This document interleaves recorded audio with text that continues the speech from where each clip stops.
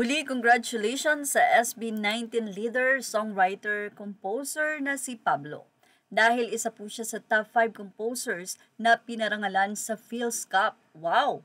At ka-level niya na ang mga batikang songwriter na ito katulad nila Rico Blanco, Benny Saturno, Jim Paredes at Lito Camo.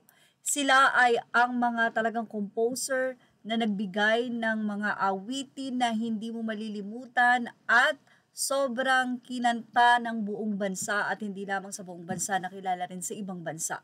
Isa na nga si Pablo Nase sa maituturing ngayon na batikan composer sa kabila ng kanyang edad. Napakalayo pa nga ng mararating sa inang mga netizen, kaya naman congrats SB19 Pablo Nase. Siguradong super proud ng grupo sa'yo, ang SB19 na sila Stel, Ken, Joss, Justin, dahil mayroon silang hindi lang ginto, kundi diamond, ang kanila nga pong napakagaling na composer na si Pablo Nase. Samantala, maiba tayo ng update. Ngayon nga pong araw matatapos ang botohan sa P-Pop Favorite Visual of the Year. November 30 nagsimula ito at matatapos ngayong araw, November 27 ng alas 9 ng gabi. Sa poll ay nangunguna si SB19 Justin na may 97,000 na nga. Samantala, nakakatuwa, grabe ang pila. Paano pa kaya sa Atrenta? Yan nga ang naging say ng mga netizen. I don't know kung ano ito, pero mukhang ito ay bilihan na ng ticket para sa SB19 event. Samantala, ibinahagi at isa itong pruweba ng mga 18 kung gaano kahaba at karaming tao tuwing magkakaroon ng event ang SB19. So, sabi nila, kasi sinasabi nilang 250 lang daw ang fans. But anyway, yan po ay naging biro-biro na lang ng 18, pero alam naman natin kung gaano sila karami at napatunayan na yan sa lahat ng kanilang nagiging concert or event man or guesting dito sa Pilipinas. Ang SB19 po ang nagiging huli palagi sa guesting dahil ang mga fans halos lang nila ang lahat ang nandun.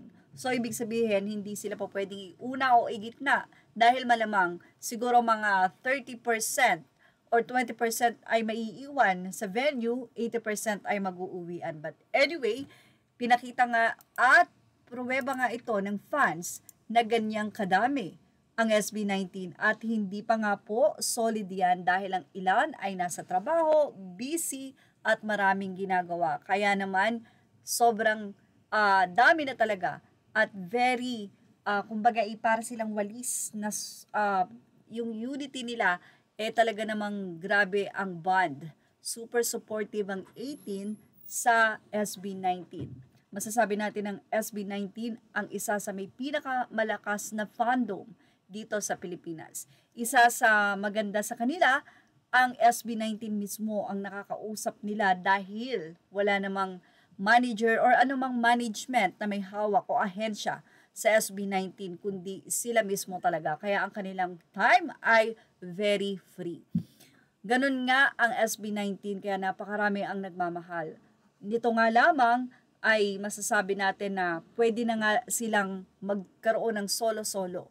Pero ang grupong ito ang hindi madidisband na ayon nga kay Justin, nakatali na sila sa isa't isa, kaya nga sila may 1C na company. Dahil nga sa bawat talento nila, ay pwede na nga silang isa-isa mag-solo-solo. Pero ganun pa man, kahit sila ay grupo, mayroon silang solo-solo na mga event or pinupuntahan or mga kanta.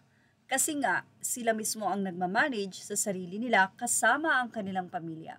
So, napakaganda talaga na itinayo ng SB19 or naitayo nila ang kanilang pong nais sa pamamagitan ng kanilang pagpupursige at hindi sila nasilaw sa anumang alok for sure ng malalaking kumpanya.